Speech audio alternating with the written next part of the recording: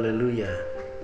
Kita sampai di dalam pembacaan dan perenungan kita akan firman Allah di 2 Samuel pasal yang ke-10. Saya ingin mengajak saudara untuk membaca sebuah ayat yang berhubungan dengan apa yang disampaikan di dalam 2 Samuel pasal yang ke-10 ini. Saya ingin ajak saudara membaca di Mazmur 1 ayat yang pertama. Berbahagialah orang yang tidak berjalan menurut nasihat orang fasik. Meski di pasal-pasal sebelum ini kita sudah melihat bagaimana Daud mengalahkan bangsa-bangsa lain dengan jalan mengangkat senjata. Tetapi Daud bukanlah tipe yang hanya tahu bahasa, yaitu bahasa kekerasan saja. Ia juga mengenal persahabatan, bahkan mengingat persahabatan yang sudah ia bina sejak masa lalu. Kisah Mephiboset anak Yonatan, sahabat Daud di pasal yang kita renungkan kemarin adalah contohnya. Hari ini kita juga membaca bagaimana Daud mengingat persahabatannya dengan Nahas Raja Amun. Tetapi Nahas ternyata sudah mangkat dan digantikan putranya yang bernama Hanun. Daud pun mengirim utusan untuk menyatakan duka cita atas kematian Nahas. Sayangnya, niat baik ini disalahpahami oleh Hanun. Akibat lebih mendengarkan nasihat para pemuka Amon yang menghasut Hanun untuk mencurigai utusan Daud, akibatnya sungguh fatal. Hanun bukan hanya mempermalukan utusan Daud itu, tetapi ia juga menyewa pasukan untuk bersiap melawan Daud.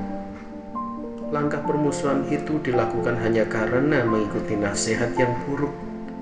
Hanun bahkan seperti tidak mempertimbangkan fakta bahwa bangsa-bangsa lain pun sudah banyak mendengar kedikdayaan Israel dalam mengalahkan banyak bangsa.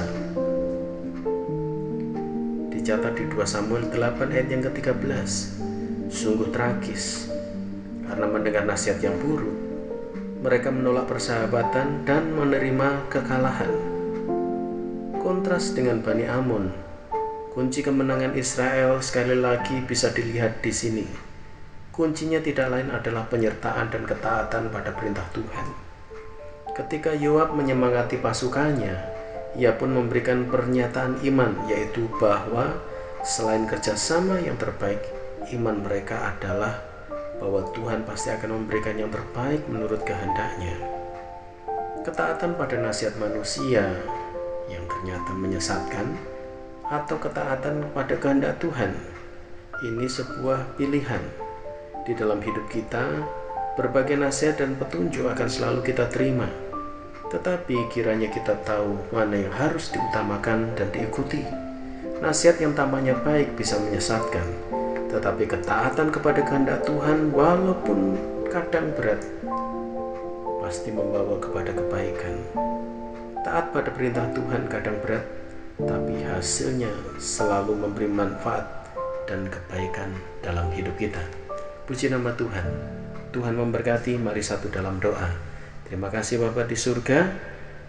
Kami mau belajar untuk mengikuti nasihat yang benar, yang bijak, dan mengikuti khususnya nasihat-nasihat dari firman-Mu.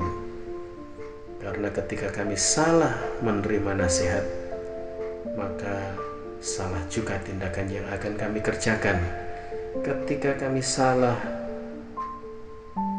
mendengarkan didikan dan nasihat, maka salah juga segala kelakuan dan karakter hidup kami.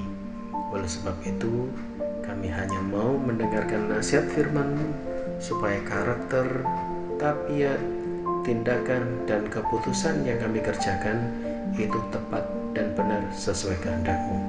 Bersyukur kepadamu, kami alaskan dalam nama Tuhan Yesus Kristus. Haleluya. Amin.